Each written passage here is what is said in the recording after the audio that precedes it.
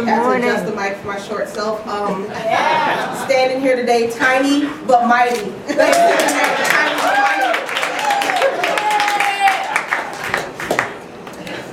I do not recall it ever being stated directly, but through the implications of textbooks, teachers, family, and even cartoons, by the time I entered middle school, the word communist was synonymous with evil. All I knew, all that my DPS school system from Detroit, Michigan taught us was that China and Russia were our enemies. But it was never clear to me why. Even when the Cold War was quote-unquote explained in our bourgeoisie textbooks, I'd hear about Cuba and other enemies of the USA. And the teacher would try to give a clear-cut reason, such as they were hiding weapons from us, or they were or are a threat. And any time a student would probe for more information, he or she was largely ignored, or sent in a vicious circle that led back to the same empty conclusions. This frustrating cycle is the major event that ignited my interest in researching the wars the U.S. were involved in, and are still involved in, all over the world. This search for further knowledge and explanation gave way to a world of political and ideological perspective that I didn't even know existed. Monica, you mentioned Black Panthers. That ideology in itself, that movement, is largely not taught in the DPS school system. And when it is, I've had to personally battle hearing about Black Panthers being evil and even terrorizing the neighborhoods that they actually helped. And when I tell people about the breakfast program that they started, or that they helped erase illiteracy, people just look at me baffled. How the hell did they do it, they say? That's what you can do when you have a solid struggle, when you have a community that is strong. We can install that in Detroit, Michigan, but that ideology is considered evil. How is literacy evil?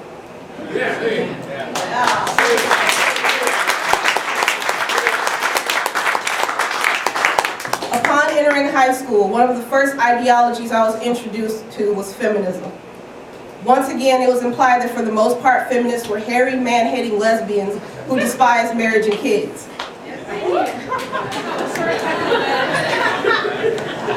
My research of World War II opened the door for me into the history of feminist and non-feminist women alike who fought together for women's rights and took on typical male roles in the absence of men during the war. Under the same system that broke up families, these women were strong enough to have the determination to fight against the society and say, hey, we are the backbone of the USA, whether you think we're weak or not. And when I found out about the history of feminism, it was only natural that I would turn to Marxism and Leninism as my guide.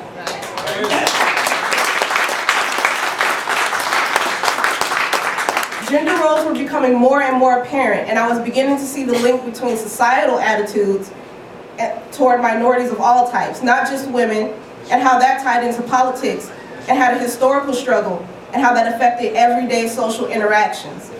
It helped me gain confidence in myself because I understood the way people viewed me was not natural.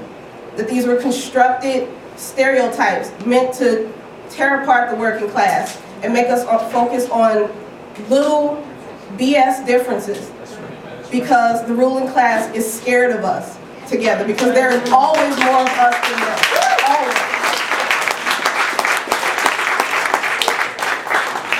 However, it wasn't until I attended my last high school where I would unknowingly meet future comrades that I began to be exposed to the concept of class consciousness. I had never heard of Marx or Engels. Those names in the DPS school system, you'll never hear it. And I didn't know why they were significant. I read and understood that the struggle of the working class was historically undermined for the sake of profit, and that horrified me. How can you put money over people? How can you not give a damn how many people you kill as long as at the end of the day, the US makes money? These fundamental ideas made sense and paralleled a lot of issues I saw going on locally around me that I previously had no solid explanation for. During my final year of high school, I was invited by a comrade to attend a FIST, Fight Imperialism Stand Together meeting. Then I attended my first Workers' World Party meeting for International Women's Day, where I heard many women comrades speak and even participated by reading the history of International Women's Day. Also, never talked about in school. I heard many, lost track. At this and other meetings, the struggles of many were so eloquently seen together against the backdrop of our capitalist society and imperialist history that I found myself wanting to know more and showing up weekly. I researched other parties' positions, but Workers' World were the only ones who had a solidly, scientifically answered the major issues. I finally understood the root of oppression, not only in the US but worldwide, and the US's major part in it. After a summer of many meetings and intense demonstrations, I was officially sworn into Workers' World Party in October of 2012.